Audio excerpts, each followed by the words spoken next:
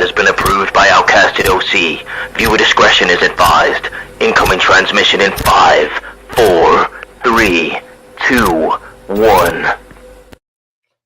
What's up, everyone? It's Outcasted OC, and the full crew is back. The 4 of us are all here. 1 week only. Yeah, for 1 week only. Yeah, limited time only, guys. Yeah.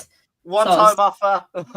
It's time for us to be the main events that we are. We're not some mid-carders. We're not, like, doing that. And the reason why is because we're going to be talking about main events.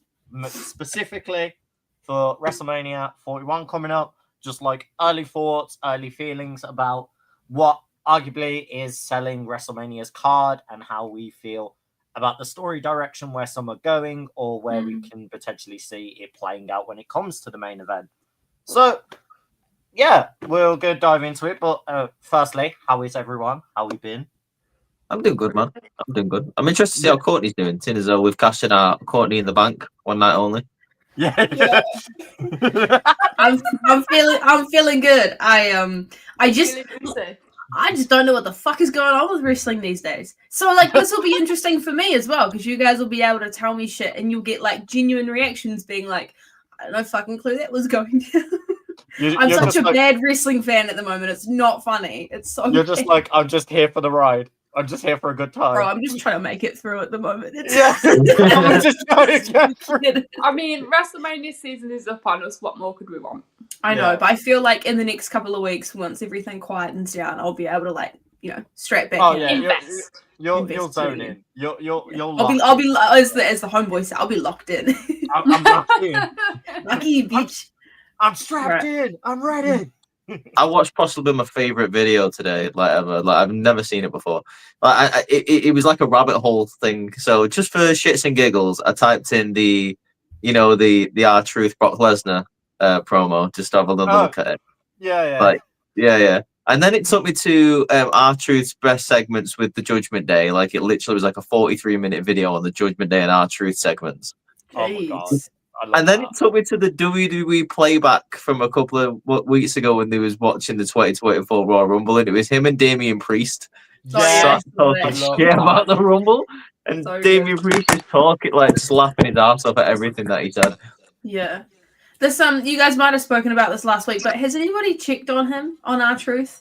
Yeah, how's my man doing? Killings? I know. Is he doing okay? I feel like, you know, we've all had moments where, you know, like, we've been following somebody and they betray us, or we find out something about them and it's not true. It's like when TikTok was going down and, you know, all our favorite fitness influencers were basically confessing to having BBLs, and I feel like I was sold alive. So I feel like it's potentially the same thing with John Cena and R-Truth. Like, I know that R-Truth really looked up to him, and I'm kind of just like a little bit concerned for him, you know, like, is he doing okay? Is he holding up all right? Because did you guys see the tweet that he put out a while ago? Yeah. I think, was it Brandy Rhodes said something and he, like, retweeted it. It was like, we can't jump to conclusions or something like this. Yeah. Oh, no, I've not seen that, no. Oh, fuck. I saw that. I was like, it's actually so funny. The best one I saw is he just put, like, a day after, he says, I'm a finna crash out. And yeah. I'm just like, I saw that. I'm like, damn, if I was sold a lie my entire life, I would fucking crash out as well, too. Exactly. So I don't blame the guy. He's just got, well, like, the segment on repeat. He's just rewatching it, like, with goodbye, mama. All the stuff about it too much. But yet he's thinking about it way too fucking much. No, yeah. You know the guy that's in the bleachers like that ages ago, where it's like, you know, wrestling's fake, and the guy just goes, "It's still real to me, damn it." But as well with that John Cena heel turn, you know, the amount of, like, repeat clips that they show where it's like that guy who, like, reacted to the streak being broken, that girl who was upset because Randy Orton beat the Miz or whatever. I feel like there's so many more of those clips that are going to be coming out now. Oh, because of that. 100%. There was one guy who I saw, like, he was in the front row. If you go back and watch it, he, like, was losing his mind, and I was like, wow, that's WWE's going to use that forever and ever. They're going to use that. There's so many people talking about this as well, like, to the point, like, I've seen even, like, chat shows and stuff like that. People who don't even watch wrestling are talking about this. That's how big it is. Yeah. I am. The last time companies that don't even watch wrestling were talking about wrestling reality things was Roman Reigns' run. Yeah. I know, it's crazy. It just goes to show that it transcends. Like I was at the gym this morning with my coach, and she was telling me that her partner and her flatmate have now started getting back into wrestling because it's on Netflix. And she was like, "How do you feel about it?" I was like, "Bro, I was crying the entire time. Like, don't talk about it." She's like, "I only found out what a heel turn was when that happened," and I was like, "Hey, like." What was your reaction, Cole? What was your reaction, Cole, when you seen him smiling and you saw The Rock doing that? Like, what did you do? Some pretty dark things. I'll tell you that much. I just cried. I cried a lot, and I screamed, and then I got real mad when Travis Scott got involved because apparently he like fucked up Cody quite bad, and I was like, "Bro, come on!" Like, man, slapped the dog shit out of him. And then I've now heard rumors that he's apparently getting trained by Booker T, and I'm like, can you fucking not? Come on, Travis. Can you not? Let's go. I'll tell you what, some of the best thing to come out of this John Cena heel turn is, I don't know if you guys have seen them, but I keep getting videos on my For You page of people saying things about like their boyfriend and girlfriend, and then they put the Rock clip in and then turn on them. Have you seen it? Yeah, they're really good. Yeah, I can't do that. That would be a massive financial waste of my money if I did that.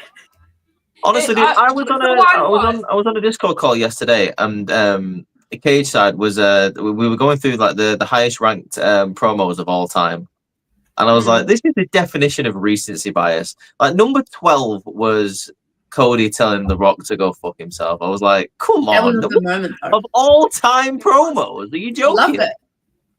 It was good because it didn't get all time. It was ranked higher than the pipe bomb. Oh no, that's no. It was ranked higher than it was ranked higher than the pipe bomb. I know we don't like him anymore, but it was ranked higher than Life Sucks and Then You Die, the Vince promo, which was a great promo. It was ranked higher than that's a great tattoo idea. Like just the quote.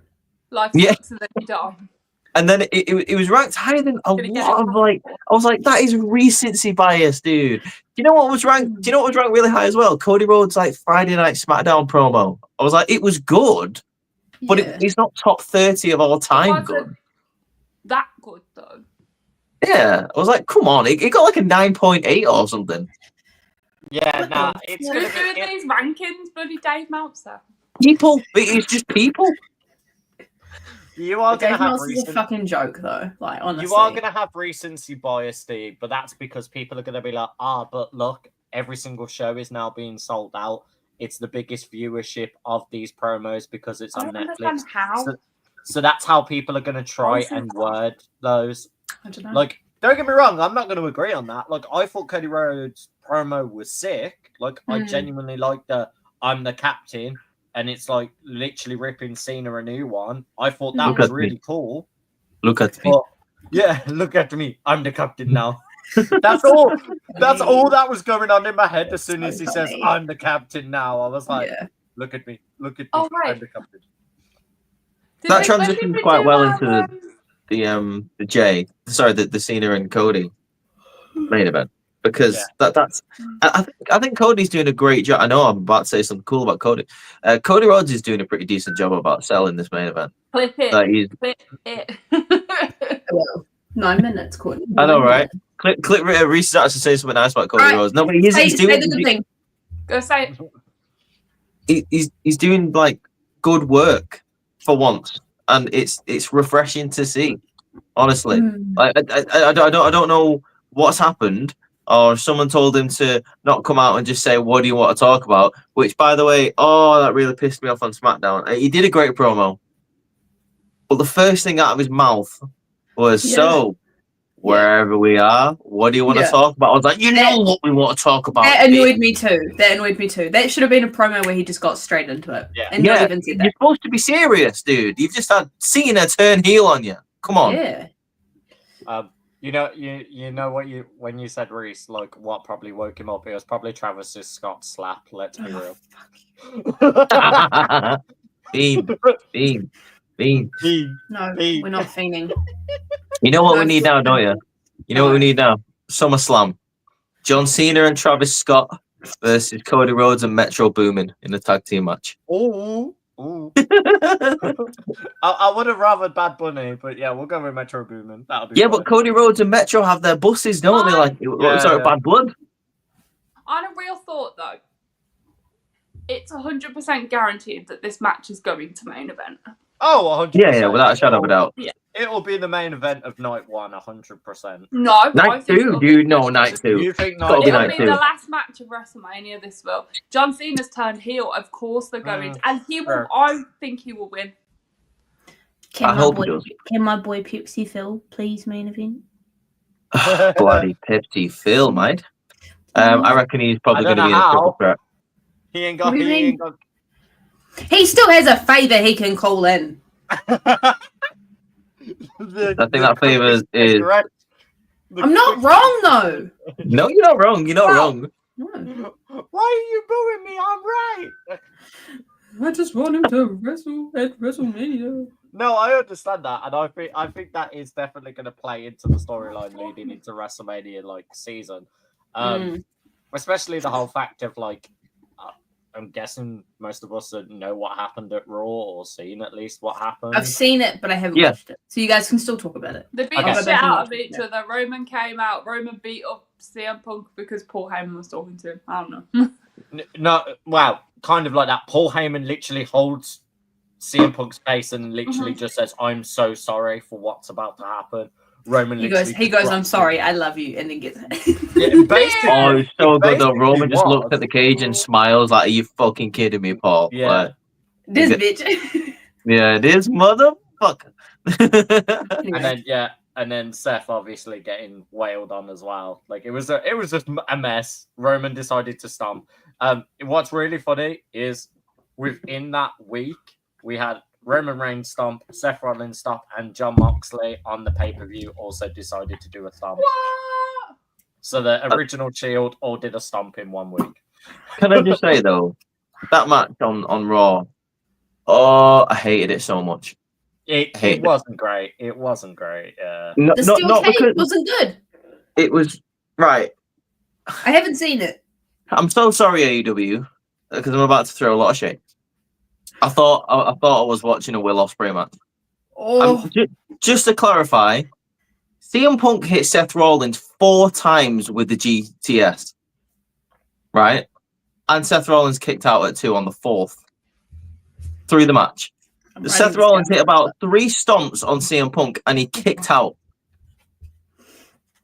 It was ridiculous. I thought at the point where Roman Reigns dragged Seth Rollins out the ring, like he was going to like double stomp Seth, and then Seth would just get up and go, hey, and like skip away. It was ridiculous. Like it was it doesn't have to be finisher after finisher after finisher. This isn't 2K25 where you can put the unlimited finishers on the go. You don't have to do that. You can just make it a great match and save the finishers at the end. What happened to protected finishers? Yeah. When's the last time you saw people kick out of the GTS apart from big matches? You don't. I'm sorry. Like the stomp's supposed to be one of the most devastating moves in the company, and you've got Seth Rollins hitting a second rope stomp, and CM Punk kicks out at 2. Like it devalues the finishers. I'm also just gonna. I will not have the Will Ospreay slander because man kicked out for a very good fucking reason in those matches. It's literally storytelling of this man. Bro, Will Ospreay kicks out of everything in every match. No, he does not. No, he does fucking not. Yes, he has does. Losses. Oh my god, I will fucking pull the footage of Japan and all his major losses that he never kicked out of. Oh, by the way, you know, Kenny Omega is the most sacred fucking finishing in all of wrestling. Will Ospreay hasn't ever kicked out of that when he got hit with it. Yeah, but that's a one-winged angel, dude. Like, no one kicked out of that. Okay, fine. But okay. I'm sorry. Like, all right then, fine. It felt like I was watching Black and Gold NXT. That's better. I'll take that. Yeah, you'll take that. Can I say one thing before we get into the meat and potatoes of this podcast? I don't know how much you guys have seen, but I didn't. Okay, so I haven't watched. I've seen this clip from AEW Revolution. And I think Ross knows where I'm going with this one. They Tony Schiavone went up to 2 of the cast members from the new movie Queen of the Ring and was basically like asking a question about the movie. And someone essentially who has started the movie was like, one thing I learned about wrestling is that you guys know you're going to win before it happens. And people are like losing their mind, essentially saying it's like breaking kayfabe. I watched, I listened to what Jim Cornette thought about it, Dutch Mantel and Stevie Richards. And I'm just like, who the fuck says that? While in the middle of a PLE, you say that, and it kind of like takes the illusion away from what you're doing. Why on earth would you say that? I don't know. If you knew everything about the wrestling business and you know that now, why would you tell people? She basically had a smile on her face and was like, "Yeah, you guys already know you're gonna win before it happens." Yeah, and fucking breaking news, like the sky's fucking blue. I was like, what? I was so confused. The sky's blue, really? So, why would you say it? I'm going to put my 2 cents in there. AEW didn't know this person was going to say that. It was a non-scripted interview. It was just, how do you feel about now the wrestling industry? And it was meant to put the wrestling industry over. That person went into business for themselves and just kind of went, oh, yeah, it's really cool that you guys know who's going to win beforehand. It's fucked. Can I also say as well, they have Camille in the movie who plays like the big villain at the end. Yeah, I know. And she could have done promotional work for the movie, and she's a part of the AEW company, and they didn't even do that. They didn't even use her.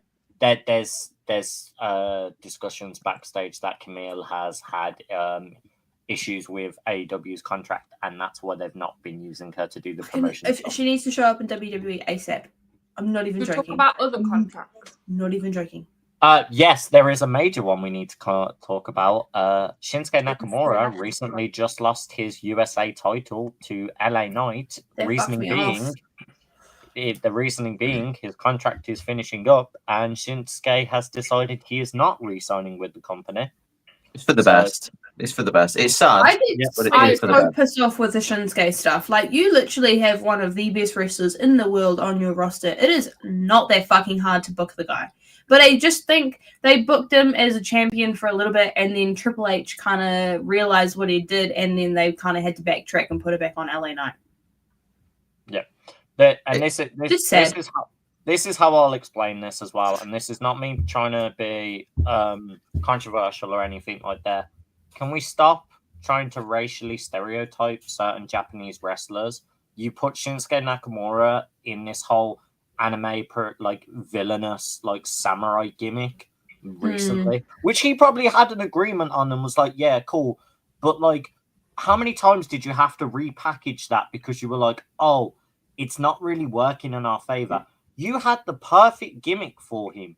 He was king of strong style. He was the perfect guy who blended martial arts with wrestling. That's all you needed to keep him doing for years on years. And then you want to spice it up and change it because it's hit the WWE format. Sorry, you've also let other MMA people, and they've very much kept the same. Perfect example, Shayna Baszler. Another perfect example, Ronda Rousey when she was wrestling there. She didn't even really wrestle. Most of her moveset was her doing martial arts, and wrestlers had to work around that. Oh, and a geezer we don't really talk about, but also was a martial arts pro wrestler for years, Brock Lesnar. You let him stay the same as he was. So why can't you do that for Shinsuke?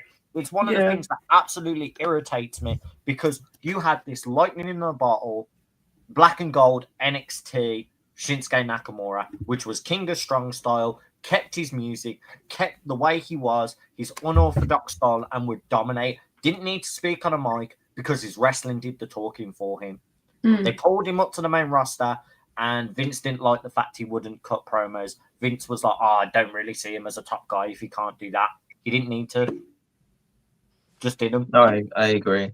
But on the other side of that, and I'm not picking, but promos are a big part of being a main star. And if your English isn't great and you can't cut a good promo, then that falls into it. But they've also got translators. They've also got people that can do subtitles. Let them do a full Japanese promo. I know what you're trying to say. It could take you away. Yeah. Having a translator, I've got nothing against any of these people before I go into this. Nothing against anybody. But having a translator translate a promo doesn't hit as hard as it coming from the person. No, if that and I makes get, sense. yeah, no, I get that because you're wanting to feel it from their character, their demeanor. But what I'm saying is, even if they deliver it in Japanese, I'd rather them deliver it with that passion, that Japanese, that style, and then just have subtitles if we need to. Like one of my favorite promos, I still always bounce back to because it was such a culture shock for a lot of people that didn't know. Io and Oscar when Oscar wasn't joining such a Damage good promo. Control. Because they are two separate different dialects of Japanese. That's why they kept taking the mick out of the way Oscar was saying baka and the way that Io snapped back and then just called her a bitch at the end of it, because it's two different ways of slang. Because one's from Kyoto, one was from Tokyo, so it's that different balance there. And I'd like them to do more stuff with that.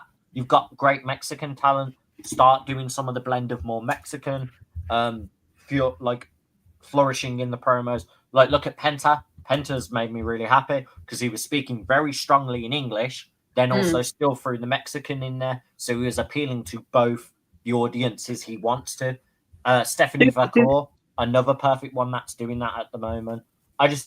For me, it makes me upset that you get all these great overseas talents and then you struggle to book them, even though their characters from when they were overseas fits WWE perfectly. The thing is, though, about Nakamura is, sometimes his English wasn't the best, but he was so charismatic.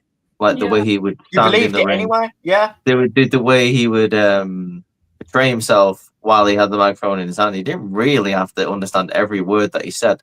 Like my guy was like an Asian Michael Jackson. Like he was just a cool guy. But if the translation and the dialect or the accent is really a problem, give him a manager, dude. It's really not that difficult. Yeah. I mean, look what they did with Andrade with Zelina Vega. Like Andrade's accent is very, very strong. Very. And I'm not gonna lie, sometimes I have no idea what he's saying, but that doesn't affect him in the ring. And when he was with Zelina Vega, it was probably the best part of NXT when he was the NXT champion. Yeah. He was fantastic. The thing is about Nakamura is you've got a guy there who, let's be honest, has been floundering since 2018, maybe 2019. He's had some title runs, but I couldn't tell you any prominent matches that he had when he held it. I think it's probably time for him to go find some greener pastures. I think there is a place for him in AEW. I'll give you a perfect example of that. Dude, Ricochet is doing his best work right now. Whoever said that man couldn't cut a promo did not give him a chance, because he's fantastic on the microphone. He's so good on the microphone. What? I don't like Ricochet's catchphrase. That's the only thing I don't but like. The thing is, I think at the point Ricochet was at his prime in WWE, they were so scripted with their promos and things like that he couldn't actually give out what he wanted to. Whereas honestly, I would argue that Ricochet never actually hit a prime in WWE. I think he was always held down, to be honest. Just seen as the flippy guy. He had that feud with Logan Paul, didn't he? So where he did get to speak on the mic quite a bit. But I feel like WWE was so feared and you had to say things a particular way. Whereas now they've laxed up a little bit. Yeah. You know, whereas AEW give you a bit more free reign with your promos. You're able to say what you want. It's more, I just hate they've added this weird, obnoxious laugh that he's got in every, I hate that. That's the only thing that takes me out of his promos. Because I get it, he's been an obnoxious heel now and doing the whole, haha, I've got the ego. Okay. But it breaks me. Okay, so we've been really, really, really off track for the past 25 minutes. Shall we get to the... Who cares? We're talking wrestling. The video. I tried to get it back. We're talking the graps. Yeah, I tried to get it back. People love a good combo. So, what I was going to say, start it off with, because I was speaking about overseas talents, we have now a very interesting situation that has now occurred going into WrestleMania 41. in Io Sky beat Rhea Ripley after Elimination Chamber, and it is now going to be Io Sky versus Bianca Belair. I could already tell the Rhea stan is very hurt by this, so we will save Courtney for last on this situation. So, G, I'm going to go to you. How is your feelings on the matter? Did I think WWE were going to give the belt to Io Sky? Absolutely not. Am I here for it? Kind of. Do I want Bianca to win at Mania? Absolutely. That's me. Short and sweet. Nice. Yeah, Reese, how do you feel?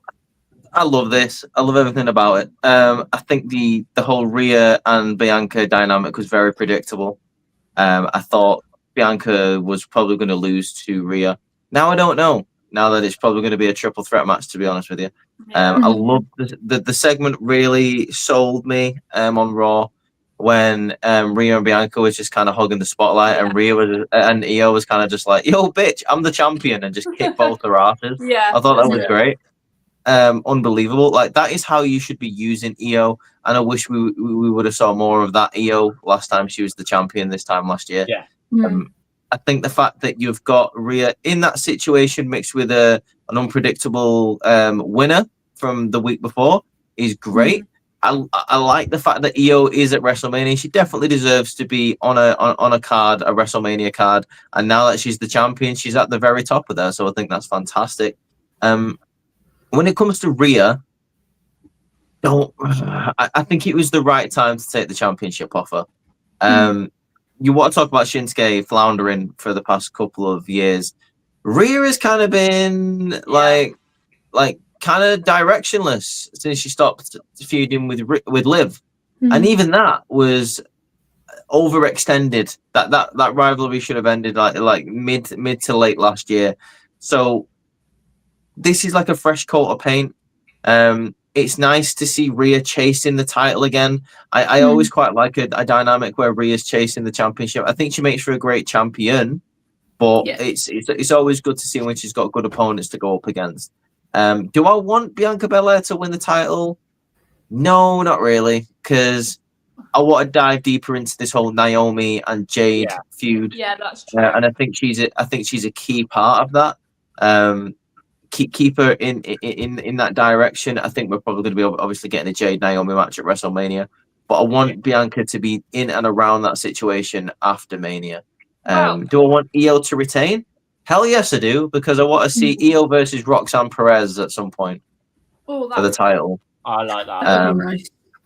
So yeah, that's my opinion on it. I was just going to say, with the whole Bianca thing as well, like having her going for the title with Io Sky and then having the whole Jade and Naomi situation behind, that could be like her downfall, and the way that she is so focused on the Jade and Naomi thing, she kind of doesn't prepare enough for her match against Io. And you also have to remember that she has the WrestleMania streak as well. Yeah, she does, yeah. So it's almost like, does WWE want to build her up as like the next Undertaker who's got this WrestleMania streak, or are they going to play into the storyline of her being too concerned about what's going on with Jade and Naomi that she completely misses her opportunity? Paul, was you able to catch the promo with Naomi and Bianca on SmackDown? Yeah. I saw it. What did you think? I loved it. He's great, wasn't it? I loved the way that, because Naomi was at the premiere for Queen of the Ring. I loved the neck brace that she had, obviously keeping kayfabe alive. I loved it. I think what Naomi said in that promo for me is what I have been thinking about Bianca for a very long time. And it's the fact that you could tell that Naomi, when it came to like the big three, people obviously their conversational points were more directed towards Bianca and Jade, and people were talking less about Naomi. So you could completely understand how those kind of feelings in somebody would fester. You know, I'm the lackey of the group. I'm not spoken about. I'm not kept in the same conversations as the likes of Jade and Bianca. And then obviously seeing them having this fantastic tag run and then her kind of being left to the wayside, she would obviously start thinking like, you know, I want to be there. How am I going to get there? And then obviously missing out on that United States women's title opportunity that obviously would have definitely contributed to things as well. But when it comes to her promo where she was saying about how, she was just looking out for her and she was doing what's right for her, you don't see this right now, but you'll see it in the future that I was trying to help you out. I think we've definitely spoken about this time and time again, but I prefer Bianca as a singles star. And I think definitely the Elimination Chamber performance proved to me that she is better suited as a singles wrestler. Like, not to take away from her tag run, but when Bianca has the opportunity to wrestle on her own, you see it and you go, that's why she's a really great superstar. Yeah. Like, that's why she's so good at it. I loved how they both were wearing black, very symbolic of like a funeral. And then Jade came out in all white, so she was standing out with like that bodysuit. Mm. The shoes, the entire thing was just really good. So I'm looking forward to this, but I get concerned, and we can talk about this when it comes to another WrestleMania match, but I get a little bit more concerned that this storyline is having a lot more focus put into it going into WrestleMania than an actual other women's match that we'll get into it. As for the EO thing, when it came to Raw, I like that this time last year we were talking about how EO wasn't getting the spotlight as the champion, but now she's put her foot down and she's like, guys, like, you need to be talking to me as much as you guys are talking to yourself, like reminding everybody she is the champion. Because I know that we said going into WrestleMania last year, Bayley was getting a lot of the focus, which nothing wrong with that, but we just kind of felt like, EO is the champ. She needs to have the focus on her too. So I think the dynamic, if that becomes a triple threat, is very interesting. I was just shocked more than ever that they took the title off Rhea on an episode of Raw, but there's nothing in the rule book to say that can't happen. So I'm intrigued to see what happens with her from there. But I just want to say as well, just to touch on your point about the Naomi thing. I think Naomi's right as well, and I think in the future, Bianca will see that she was looking out for her, because we've seen in AEW that Jade does have that streak of like she looks after herself, like she and it's true, like Jade kind of has been dragged along by Bianca. It's like how Gunther says, riding the coattails. Yeah, your success is actually from my hard work. Like, sure, you're great in your own right, but you've come into this very limited, and I've had to help you. I've had to lessen myself from being a main event star. The WrestleMania streak, the longest reigning Raw Women's Champion, all the accolades that Bianca already has. And this is obviously, she's happy to do this, and I'm not trying to discredit her. In terms of WWE world, she's had to lower herself down to helping out Jade to bring Jade up. So that they're both on the same level. This is exactly what I was about to say about your point, dude. Like you were saying not to take anything away, not to disparage a tag title reign or a tag. I am disparaging it. I can't stand it. I hate it. I don't want a star like Bianca Belair anywhere near the women's tag division. It takes away not just from the tag team titles, it takes away from her as well. It really pisses me off. I can't stand it. If Jade wasn't good enough, okay, she's a big star. Okay, send her down to fucking NXT. I don't want to see her on the main roster if she can't handle herself and be unsafe and trip and fall and shit like that. And you're using a star like Bianca Belair to elevate her. Okay, that's absolutely fine. But we've got we had a massive Bianca-sized hole in the women's division for a while now because she's been stuck in this tag team bullshit. We've been saying for a long time we need more women in that main event scene. Well, we do have somebody who's there, but you've just relegated her down to the tag scene. I'm sure if Bianca had been a champion at some point last year on the Raw brand, people wouldn't be complaining because she can walk the walk and talk the talk, and she can back it up. And that would have been a fresh champion in terms of. I don't even think she was a singles champion at all last year. Correct me if I'm wrong, but I don't think she's held the women's championship at all over the year of 2024 or 2025. I think the last time she had it was that super short reign that she had at SummerSlam. Yeah, you're right. Yeah, you're right. Because EO beat her for it, and then EO went into Mania with the title. Exactly. So, I mean, they go ahead and say, we don't want the likes of Becky Lynch coming back and winning the title. We don't want the likes of Charlotte. Well, you got a Bianca. She's kind of been singles title lists for a year and a half. Well, and all due respect, you've got Naomi there who came back last year and they've done nothing with her. This is the first important major thing you've done with her in over a year. But she's excelling at it though. She's doing fantastic. Yeah, she is. She's doing not to quote her theme song, but she's doing amazing. You know, like I want that theme back. If this so do I. I know, so do I. Has to happen. But no, she is very much like a Chelsea Green for me, where if she gets a little bit of time on TV, she's going to use it and she is going to use it well. 100%. Like, I've been really enjoying the stuff. And did you guys see on Instagram, Jade had posted a picture and then Naomi had she said, I can't remember, let me just pull it up. But they've been going interacting on at each other. social media, they're going at it, they're continuing the story so it keeps going. Yeah. They've both changed the profile picture to beating each other's asses, aren't they? Yes.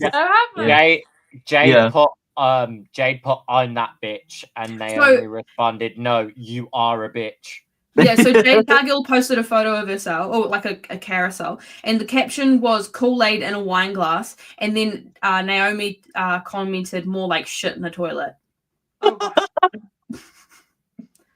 So funny. She's so good. They've just been going at each other for a week. It's been great. Hey, but if that helps to keep the storyline going and it helps to keep it interesting. Yeah. And so Naomi's profile picture is Jade being knocked out on top of the car, and she posted on her Instagram story all the stuff that's gone down, and she posted this as well too. I don't know if you guys saw this. That's cool. And then obviously she reposted the clips of Rikishi talking about it as well too. So I feel like if Naomi really gets the time with the storyline, it will be really good. I'm really hoping. I'm more excited for, because we're talking Mania matches. I am more excited for this match, which is probably going to be at Mania, for both than both women's title matches, just because of the story that's involved in it. Yeah. But a story makes everything. But let me throw it to you now, guys. If we do get Jade and Naomi, at Mania, who comes out on top of it? Because in an ideal world, both of them really need this win. It should be. It needs, in my opinion, it needs to be Naomi. Yeah, Jade can wait a little longer. I think it should be, because it isn't gonna. It's not gonna be a one and done. Jade can get a win back. She could just trilogy of matches. Yeah, but what we get out of this is we get a heel Naomi. When someone turns heel, they need a strong victory to emphasize and define themselves as this new person. Naomi needs this victory, but also Jade does. Yeah, exactly. So that's where the feeling of they both need it comes in, because it's beneficial for both characters, I think. Here's the thing about Jade though. Jade could easily bounce back from it. She's the bigger star. She's the bigger name. She could easily bounce back from this. If Naomi wins this match, I don't care how she wins it. Just do a load of shenanigans. Just have a win in the most chicken shit way. Yeah. But at least you've got the victory. So WWE had a template of this last year. It was a storyline that did not involve the title. They had a trilogy of fantastic matches. You guys obviously know who I am referring to. They showed that last year with Drew and CM Punk, that they can have a trilogy of fantastic matches with a blood feud that doesn't have the title. Can they just replicate the same thing with these two ladies, have them both win one apiece, and then when it comes to something like a Hell in a Cell, you've got a feud that's already built and ready for that. And if it continues to get much more rich in its history, we find out more things that have happened. If they continue on social media in the way that they have, if they continue going at each other, they'll have no choice but to elongate this feud out. And I think that's definitely something we need. I would have Naomi win this singles match at Mania, and then I would personally bring back an old style match and have a parking lot brawl match. That could be nice. That'd be dope. Yeah, have Jade win that, and then the Hell in a Cell. I was going to say here versus here, but then I kind of was like, oh, I don't know how I'd feel about that. I don't know how they'd feel about it either. Or maybe an ambulance. Or loser leaves WWE. Yeah. Who leaves WWE, parking lot brawl, ambulance match. Or loser leaves the main roster. The person who loses has to get relegated down to NXT. Loser goes to Evolve. Anyway. So I was saying Jade needs to win this match because, in my personal opinion, it builds better for the heel to lose and then want the revenge streak. Especially losing on the biggest stage, it gives more fuel to the fire to be a hateful heel, and Jade winning against a veteran, coming out as finally doing a solos match, because you have to remember all Jade has done is mainly singles matches. The only solo match she has under her belt in WWE was that false finish against Nia Jax. And exactly, that's what I'm saying. It wasn't a proper match. So to give Jade the satisfaction coming out on her being a babyface, her first win, she needs that momentum. And going against someone like Naomi, who is a veteran who's been in the game longer than a lot of people, we've got to remember she was in the Divas era as well. Like this is what I'm saying. She's come from the come up. She knows the best of the best in those situations. Someone like Jade, being a new up and comer in that style, beating her gives us so much a push as a baby face that you're going to be like, okay, where's Naomi going to go next? And how more savage can she do? And if we're going to go into the park, like as you said, like a parking lot brawl match, like an old style one, that's where Naomi wins, because storyline, that's where Naomi already beat Jade previously and took her out of commission. So that's how you would. But she's also got more experience with those kind of stipulation matches than the likes of Jade Cargill would. So it makes sense for that. And that's how I would book it. You want that big pop moment, your big babyface win out of Jade there. Jade's like, cool, I've got the victory, I've done it. So then next week she gets jumped again, Naomi being like, oh, you thought this was done? Nah, it's not done. And she'll keep jumping her in a parking lot. That's what I could see the storyline being. Each week, Jade pulls up, she gets jumped in the parking lot, and then it'll just get to a point where it's like, right, SummerSlam, fine, let's do it. Let's actually make it a parking lot fight. Yeah. I wouldn't hate that. Like I wouldn't hate if Jade got the first victory, to be honest with you. It's just how I see it, storyline booking. For me, for heels, the best way to make a longevity heel isn't instantly giving them, they've turned heel, they've got to have a win. I think even them turning heel and still losing, it then adds the moral compass of, well, I already turned to the dark side. I already turned into this evil version of myself.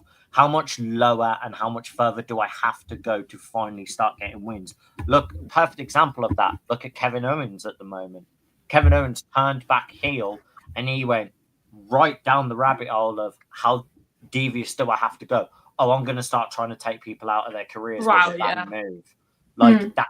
It's that level of storytelling that can easily be done with this Jade and Naomi situation, especially like, as you perfectly said, Reese, they've not done anything with Naomi since she came back. She can play into that, being like, well, even the company don't freaking want to do anything for me, so I have to do it myself. Yeah. And that's how I see them doing it. I could see her losing at Mania being the spark of everything to make that trilogy of like on the same level of heat and aggression like Punk and Drew was. Yeah, fuck the big three. It's just big me. Let's do it. Yeah, that's how I feel like it could be, and that's how I genuinely can see that booking. And this is what was going to go on to my next thing about talking about people going back and forth and building momentum of people doubting another person or people pushing someone into this kind of corner of where are they prepared enough for this fight? Jey Uso versus Gunther. I've been fully invested in actually Jey Uso winning this, and it's hard for me to say that because I have been a Gunther fan for years.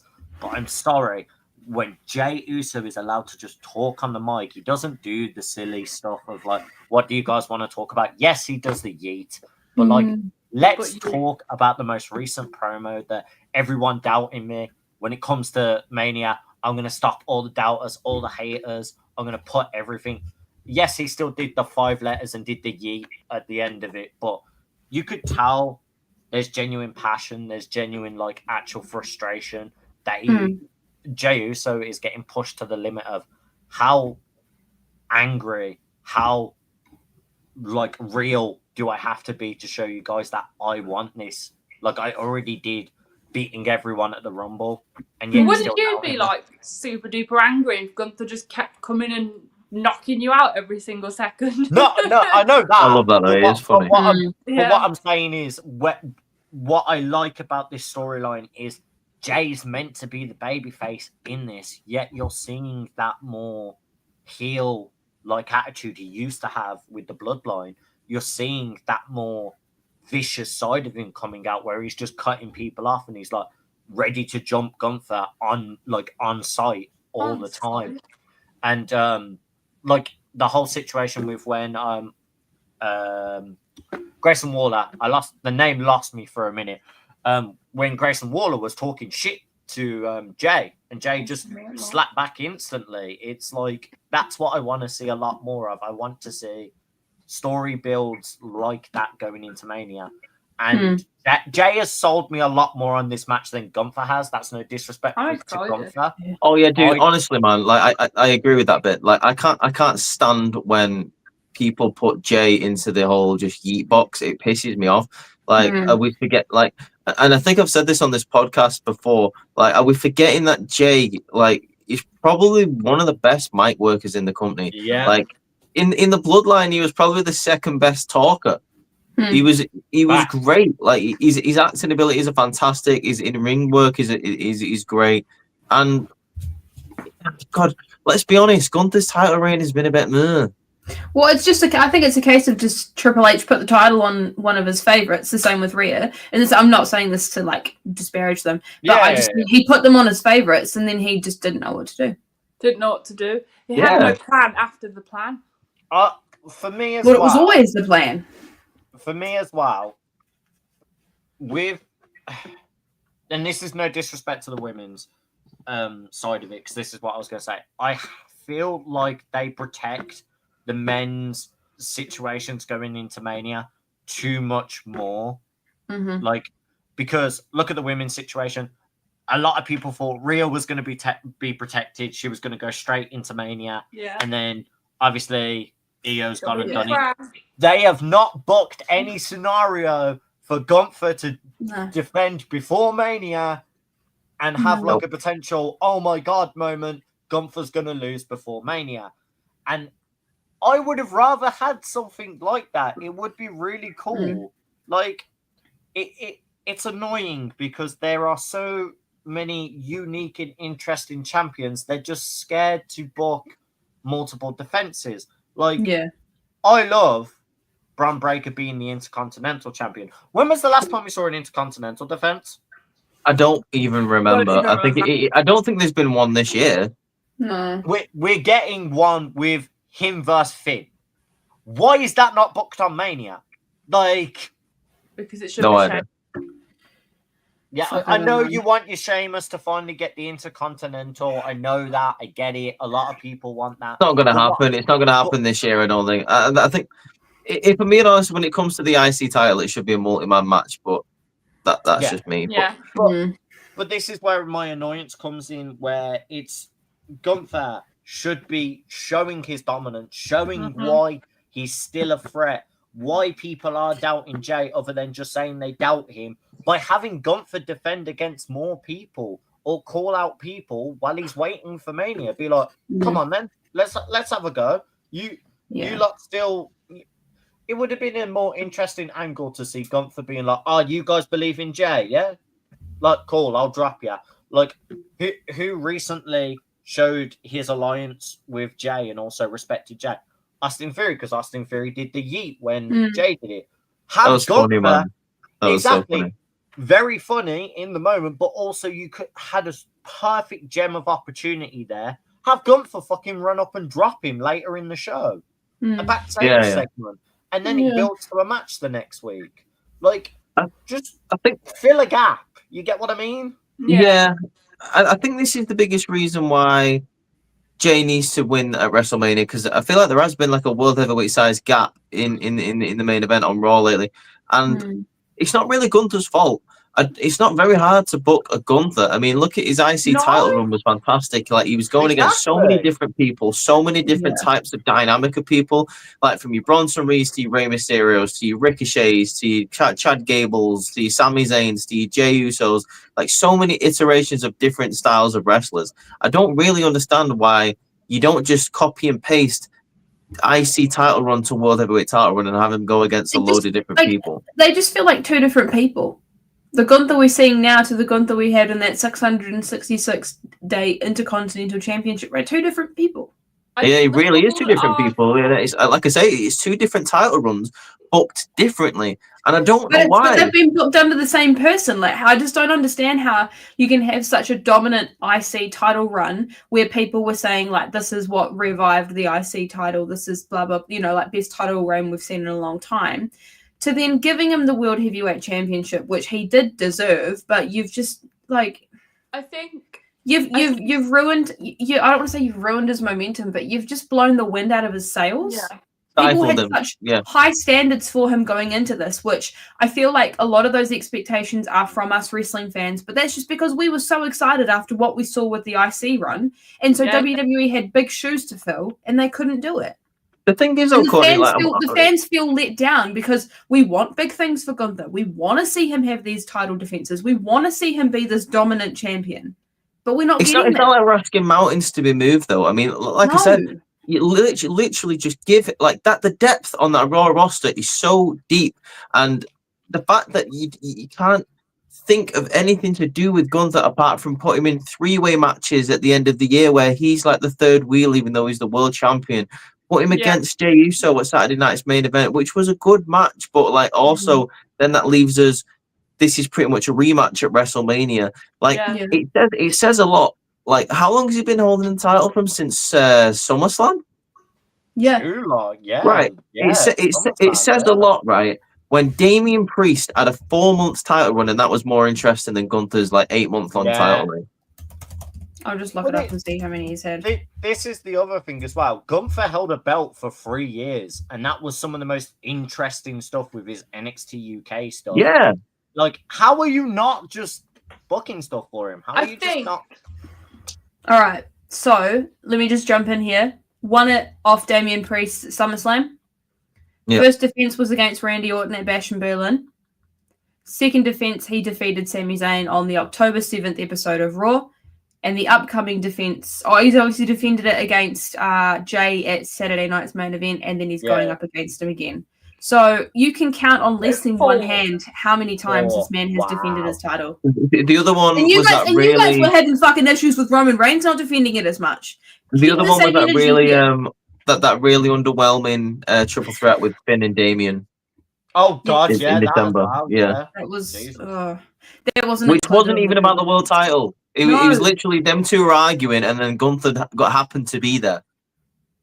Yeah, I don't know. Like I'm totally fine with this Jey Uso storyline, but I just feel like this year, and compared to years past, I feel like the Royal Rumble winners have made their decisions a bit too early in the game, and I think maybe that's because now we're so used to WrestleMania being at the beginning of April, whereas this year's WrestleMania is like 3 weeks into April, so we've got extra time to fill, which is a great thing for storyline. But if you've said at the end of beginning of February who you're going to go up against at WrestleMania, that's a 2.5 month gap to fill of storyline. Here's the thing, right? You can actually make the storyline elongate out that long, and you can put all the attention into it. So when we see the hype package before we go into the WrestleMania match, we're excited because we've seen this shit play out. But if we can't see it, why pull the trigger on having the winner decide too early? Why can't you have the winner just kind of celebrate their win for a little bit and then take a couple of weeks to decide? Talk to people in their circle. Consult with their friends. I don't know, heck. They could have had a segment where Jey Uso's like, I need to speak to the big man. He has an interview or like a meeting with Triple H. I don't know what to do, man. I'm conflicted here. I want to win the world title, but I don't want to go up against my buddy Cody. What do I do here? And you get that outside counsel, so that elongates the story out, and then it makes the amount of time they've got to fill the story with the winner of the Rumble and the champion they're going up against a lot shorter, and you can get more into that.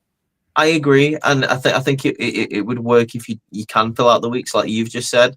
I mean, with Jey, you had opportunities there for him to speak to people, like you say, like I need to speak to the big man. Like Triple H is an option, but you could have also had a segment where he goes to Paul Heyman, the wise man, and get some advice off him, get some advice off Roman, get some advice off Jimmy, his brother, get some advice off Cena before Cena turned. Get some advice. Yeah.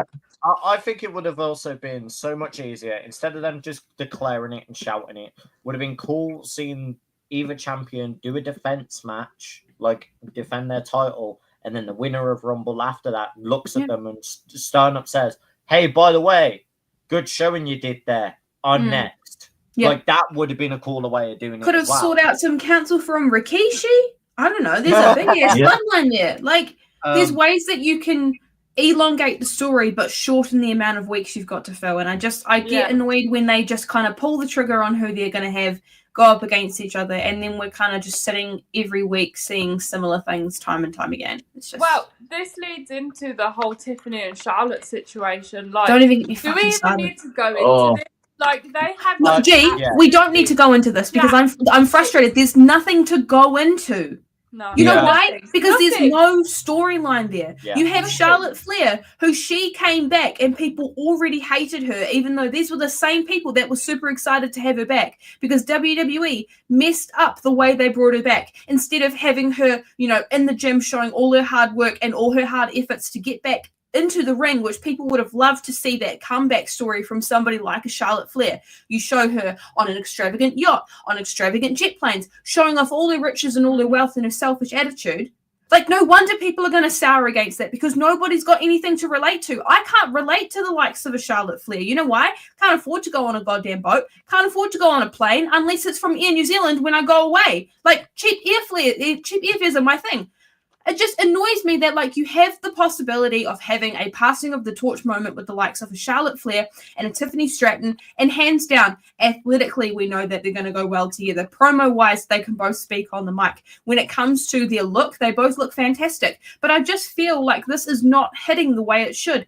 And it comes back to the whole Jade and Bianca thing, because too much of that storyline with Naomi is getting a lot more of the spotlight than this one between Charlotte and Tiffany. And you guys can step in here and you can correct me if I'm wrong, but my excitement towards this match is gone, because every single time we see something happen with Tiffany Stratton, Charlotte Flair just goes for the knee straight after. My thing with this is it bugs me. They have such a great opportunity to have such an amazing match. And I know the match physically is going to be phenomenal, but the story's not there for me. I just want to touch on Charlotte for a minute, and it shows her professionalism. It shows her professionalism. I will give her some credit, where I think she realised that WWE booked her wrong, and she came back and immediately pivoted to a heel. At that point on Raw, I think that was a very good decision for her. But I was excited for Charlotte coming back. But as soon as I realised they were booking her as a face, and then she turned around on that video package and went, "You don't have to call yourself the GOAT if you are the GOAT." I was like, ugh. And it's the way she came into the Rumble, and we had predicted that Io or her were going to win. It's the way that everyone came into the Rumble. Charlotte came in, she got the pyro, and as soon as she got that fucking pyro, I looked at Chris and I said, she's fucking winning it now. Because they made such a big deal about it. They made it too predictable that she was going to come in and win it. And I said to you guys, she didn't need to be a 2-time Royal Rumble winner. She could have won the Elimination Chamber. She's never won that, as far as I'm aware. She's never barely participated in those stipulation matches. And what better of a way to show that you're willing to come back and prove everybody wrong by entering a structure you've never been a part of, and you've just won it. Also, crazy idea. How about we just don't put Charlotte in the main event for once and have a normal storyline? Why does she need to have a title match at every point? Why couldn't we have had a storyline where Charlotte Flair came back? She's questioned herself so much because she's been out for so long. She said in her promo she never knew she was going to come back into the ring. She was battling mental demons. How about we have her feel as though she has to work from the ground up to the top again? She could have entered herself into the mid-card title scene for a little bit, legitimize that, and then when she feels like she can come back and she wants to main event, then have her challenge for a world title. Well, I'm surprised she didn't go for the mid cards anyway, because they're 2 new belts that she hasn't held yet. So exactly. My point in this as well, you are playing 2 people that have very similar gimmicks in the sense that Tiffany Stratton is that prima donna model. I like to be high and fashionable, and she's meant to be the baby face. So you brought Charlotte in to be I'm the multi-time bling champion heel, yet they were trying to originally book Charlotte as a baby face. And like, as Reese said, her pivoting was a good thing, but this failed as soon as you showed her the package, showed she was going to enter the Rumble. I'm sorry. If you kept that as a surprise, I would have popped so hard. She would have just rocked up at the Rumble. The pop would have been bigger. People would have been there for the feud because then there feels like she earned and won it. It didn't feel like she's just declared herself. And we all said this as soon as we saw a video package of her declaring it. What was everyone's reaction? She's gonna win. Exactly. Yeah. If you left us with the suspense, the surprise, she rocked up. Yes, people still would have said that, she's gonna win. But at least it would have felt like she earned it because she came out unprepared. She didn't announce herself. People weren't trying to make a game plan against her. She just went in and did her thing. They proper set her up to fail even in the Rumble as well because they left her in there with Roxanne Perez, who was a heel, don't get me wrong, but who had just been in there for an hour and 7 minutes, who really showed her mettle and she'd done amazing. And Charlotte comes in and of course she kicks her off the side of the She was only in for 10, 15 minutes. You set her up to fail immediately by doing that. Jay, you said actually, what did you want to put out? I was just gonna say actually, I'm quite thankful WWE announced Charlotte because if they didn't, I wouldn't have got my prediction right. I mean, that's the one benefit, but yeah. But let's quickly get into one that I feel like a lot of us are going to talk about, and as we've already pretty much stated at the start of the podcast, we feel like this is probably going to be the big main event, the WrestleMania match, the WrestleMania moment, the WrestleMania Karrion Kross versus Sami Zayn. Yay! Justice for Karrion. Do you know one thing I saw, and I really appreciate this? Every single time Karrion Kross has an interaction backstage with somebody, he mimics their hairstyle. Yeah. Versatile. I love Karrion Kross. He's so funny. That bit where he jumps on AJ Styles like he's his best mate and buddy at a frat party. It was so funny. It's so good. It's so good. But so with this, obviously we had the incredible, and for me, arguably one of the greatest heel turns in professional wrestling in John Cena. I'm thoroughly excited to potentially see what heel music he comes out with, how he's going to be presenting himself on the mic, and what gear he would come out with. Black jorts. People have been saying stuff like that. People have been saying he's going to very much dress like how The Rock has been with these really elaborate fancy ass vests, and he'll be in black jorts and stuff. But I said I'd love to see a blend of the Never Surrender, You Can't See Me scene and mixed with his old Thugonomics style as well, more like a more street style fighter. Sorry, Ross, go on. No, go. You saying he needs to get a shirt. No, I was going to say he needs to get a shirt with loyal hustle, whatever he's. Yeah, that on. Hustle T loyal. Out and put heel words on it or something dishonor. Use a bitch. Something I don't know. No, I get what you're saying. Yeah, you're saying loyalty, hustle, respect. But hustle, loyalty, disrespect. Disrespect. Hustle still stays there. Hustle still stays. And loyalty still stays. But disrespect. You know what he should do on the loyalty? He should have the fucking one, like the Rock's one, on there. Oh. He does need heel merch. I remember seeing talking to Van Vliet, and he said, and I agree. I think he should have boxing shorts.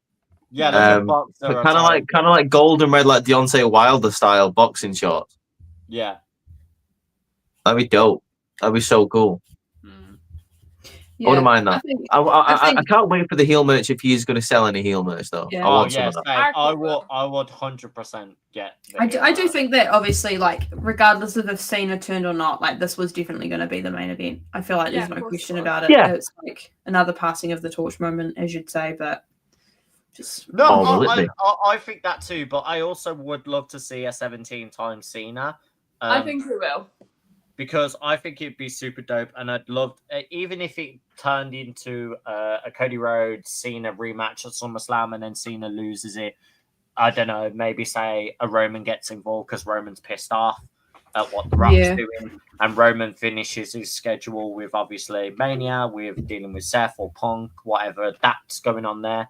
I'd love to see that, or a Solo Sikoa and the New Bloodline get involved with The Rock somehow. Yeah. And then that causes Cena some situations. If the way they could go with John Cena at the moment is John Cena wins at WrestleMania, and then he could hold it till like SummerSlam Survivor Series, and then we obviously have bank cash in and stuff like that. So Dominic Mysterio cashes in the Money in the Bank briefcase on John Yeah.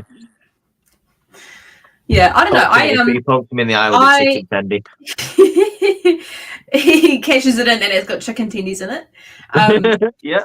No, I would love to just have like a promo from Cena where he just talks about his motivations for turning heel. I just would I think if anything, he's a fantastic talker on the mic. We know this. I think if we get to see and hear him give us the reason as to why he felt like in his last year he was so desperate that he needed to sell his soul to do this. That's all I want to know. I just want to know why, you know?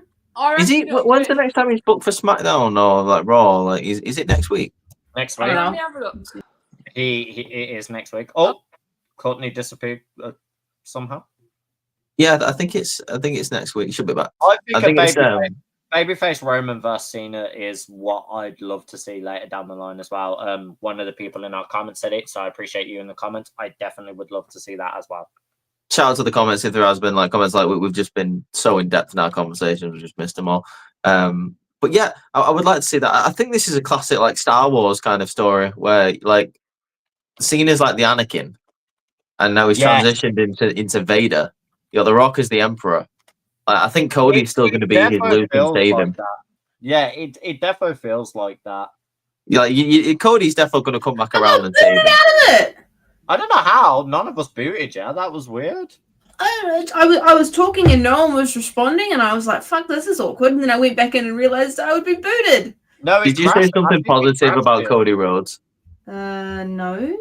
Oh, okay. I was just wondering that might have been a reason. I've got an automatic kick button. If anyone said anything positive about it. Fair enough.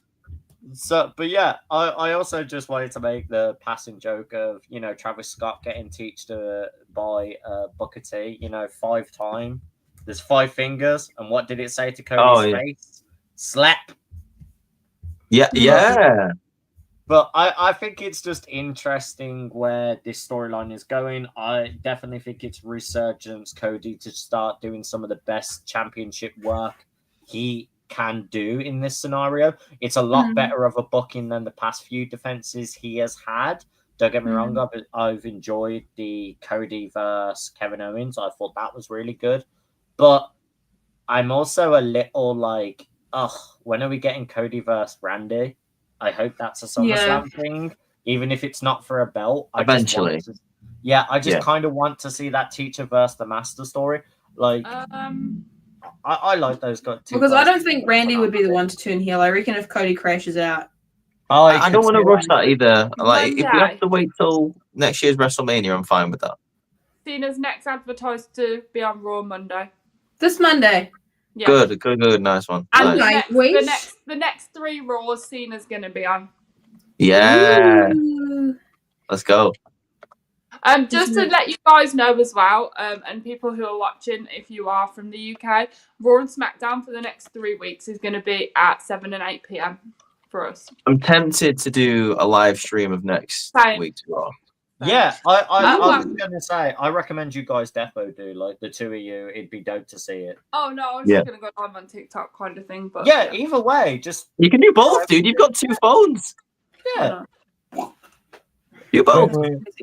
But I feel like Cena's coming out on top. Like, I think pretty much everyone's going to agree this is the one time as a heel, 17-time champion Cena.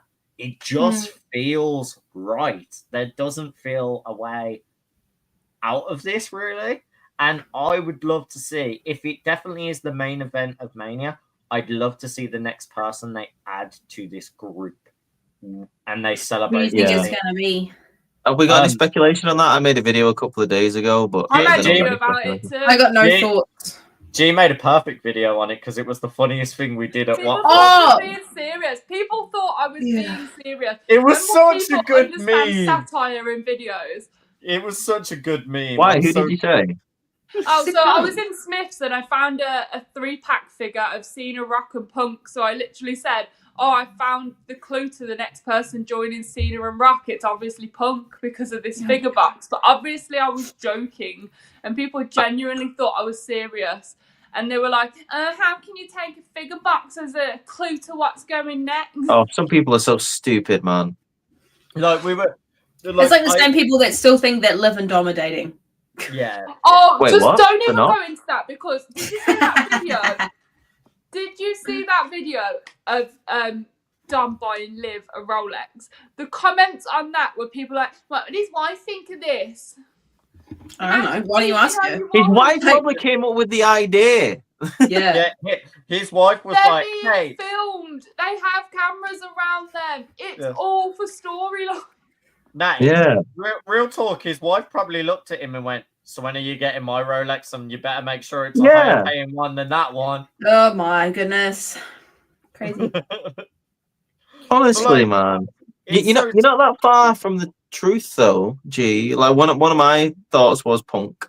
And the reason why, is a similar situation to what I was saying a couple of weeks ago to you guys. Like, I think it'd be interesting if Punk went against everything that he stood for and became the New York Yankees, and stood with Cena and The Rock, to sell out. At this point now for Punk, it's how do I get my WrestleMania main event? And if he has to sell out to get his main event, so he would. Yeah, I'm down for that. I made another suggestion as well. AJ Styles. That'd be cool. The reason why I said AJ is, well, a couple of reasons. First reason is he's kind of been on the receiving end of this storyline where he went against the main event Mafia in TNA back in the day. Yeah. And the second reason is people keep forgetting that AJ is also coming up to retirement.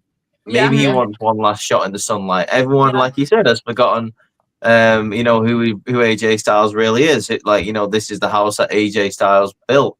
I wouldn't mind seeing AJ in that thing. I also said Randy, obviously, because it would make sense if Randy was there. Two ruthless aggression guys, third generation, The Rock. The Rockstar knew Bob Orton, that they go back, there's a lot of history in that family. There's a few people who are suggested that could definitely do it. I've seen a bunch of people online saying Ethan Page. I'd like that. That could be cool. Ethan Page would be a good one. The only problem with Ethan Page that I've got is, and I think I was saying this to Ross and Paul on the Roadblock episode last week, is Ethan Page is very average in the ring, and I don't mean that as an insult, because there's people who've been that shot into the main event based on just microphone skills alone and promo work, but Ethan Page is very, no offense to Bobby Roode, but NXT Bobby Roode style of wrestling where it's not flashy. And it never shone to me, but the character shone through. But yeah, there's a few people that could definitely fill that role. It's going to be a very interesting part of Mania, and I feel like our Mania predictions episode soon is going to literally just going to be as chaotic as this episode has been, because we are going to blow so many ideas out, especially when more storylines come out of what happened for Mania. I mean, as it stands right now, with the 4 matches we have for Mania and the storylines we have going into these matches, they've got a lot of work to do. Yeah, they have. Yeah, you're right. Pick up the pace. Two other people while we're thinking about it as well. Number one. I can hear you. Is Seth Rollins. Seth Rollins has already done what's best for business in the past. He has been the plan B. He could do it again. He looks like he's already turning heel. And then another one is Kevin Owens. Yeah. You got two people there, Kevin Owens and Drew McIntyre, who are willing to sell their souls to be in the main event of the WWE. I wouldn't be mad at that. I wouldn't be mad at a Kevin Owens doing it, because it would make sense. It would. I think they've got something coming for Seth Rollins for sure, because I don't know if you noticed, but they've taken Seth freaking Rollins. They've taken the freaking out of his name. He is yeah. now just Seth Good. Rollins. They- So I they think have there to- is some big changes coming for him. What? No- What would they not- do I'm there? happy about that. What would Not they do just there? by the way, not just Seth. Dom has lost the dirty in his name. Oh, He's has not it? dirty. Be in the shower. God damn, it's been that time, Oh. isn't it? He is just Dominic Mysterio now. Okay. That's insane. Same with Bronson Reed. They've got rid of the big out of Bronson Reed. Good. match. That was never needed. That was unnecessary. Yeah. Yeah, we know he's built like a brick shithouse. We don't need him to have big. Yeah, at the we front have of it. eyes. We've been We have nudists. Like We there know. is only one person who is being called big, and it is Big E. I don't care. Y'all want to It's go true. big? Let's stay there. And this is coming from the Bronson Reed stan here. Yeah, we know. We know. But yeah, as we've said, like kind of wrapping this up now with the storylines we've got some work to be done. Yeah, Oh, WWE needs to pick up the pace. I feel like they will in the Inject next some couple life of into the weeks. story. Well, they're spending the next 2 to 3 weeks with across Europe. All Raws and SmackDowns are across Europe, so we'll see what happens. Ooh. Which I think is really cool. They're doing that, especially going Yeah. into a Mania Well, season I'm on because edge. I'm on edge with it because, like, okay, yeah, we've got all these Raws and SmackDowns across Europe and in the UK, which is fine. We have shows in the UK. Because they're Raws and SmackDowns, the prices are so much more higher for them. And we have lost our entire April live show tour. Yeah. So you kind of just swapped it round, though. Yeah. I And guess it's- you're going to have to Copeland with it. Which See- means, like, Hey! like for the past 2 Aprils, we've took Alice to a live show tour, and we can't do that this year because we don't have them because they're doing this Road to WrestleMania thing instead. Yeah, and I'm Yeah. sorry, I'm not paying near enough the equivalent of a PLE for one SmackDown or one Raw tape. Oh yeah, dude. Yeah. Like, have you seen the like just the back row tickets are like £150 each? Yeah. Bear That's in mind, just putting it out last weekend, we were in Wembley for a fraction of that price. I mean, like UK's biggest arena for like literally under 25 Yeah, we quid. were in Wembley and we paid £27 for our tickets for the thing we went to at Wembley. But they're at London O2 and they're charging £300-400 a ticket. That's ridiculous. It's A lot of absolutely money. ridiculous. That's crazy. It's unbelievable. Yeah. Like But it's going to be very interesting seeing where the storyline goes, especially at what I was trying to say there. It being European crowds, because you know what us lot are like. We are the bigger, we are the more Rowdy. we are the rowdier crowds. Yeah. So that hopefully Well, that does add to the storylines. Starting in Barcelona tomorrow night. Yeah, which is very cool because I don't think they've gone to Barcelona in a long time. No, they haven't. No. So it'll be very cool. Yeah. But yeah, Reese, if you want to do what you do best of wrapping us up, if that is cool with you. Yeah, sure. I also want to start doing a quick little shout out thing, my personal shout outs for matches of the week before I do my wrap up. So I'll just do a couple of ones now. Okay. I just want to give a quick shout out to Mariah May versus Toni Storm at AEW Revolution. Quickly. So good. It was very, very good. Also, give a shout out to Will Ospreay putting on an absolute mad performance against Kyle Fletcher. Very, very good match. Just happened on Dynamite. A big shout out to Speedball Mike Bailey qualifying for the Fatal 4-Way match next week against Beast Mortos. Really good. You had a great match with Orange Cassidy and Elistico in the main event, which was unbelievable. The tag team match on Dynamite was also very good with Brian Cage. Hologram, Powerhouse Hobbs, and Drew Least. What's his name? I always forget his name. That's his name. That's his name. Yeah. Hedge Sarah was the person that was thinking of in the main event. I also just want to give a big shout out to Raw in general because Raw was very, very good. But I'm saving the best till last because I do want to just give a quick shout out to NXT Roadblock. Very, very strong show.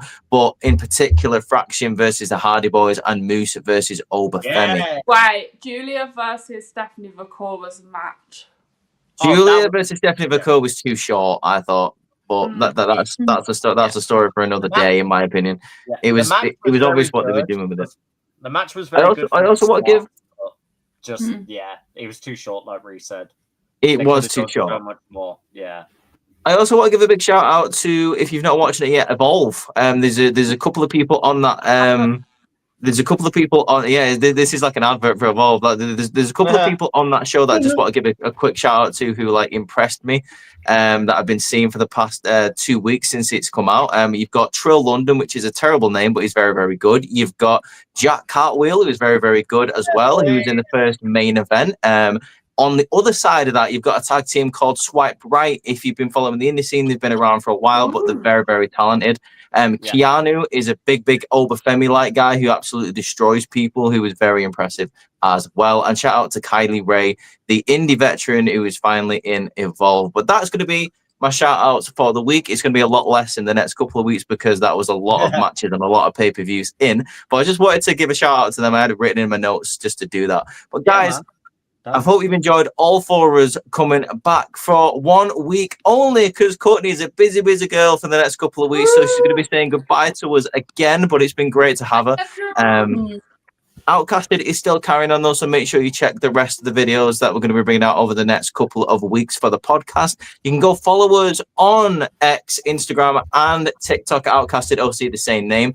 If you're watching us on YouTube right now, make sure you subscribe to the channel, hit the thumbs up button if you're liking the content that we're putting out, and never miss a video by clicking that bell. But for now, guys, have an absolutely amazing rest of your week. We shall see you on the road to WrestleMania. Peace out. Peace. Deuces.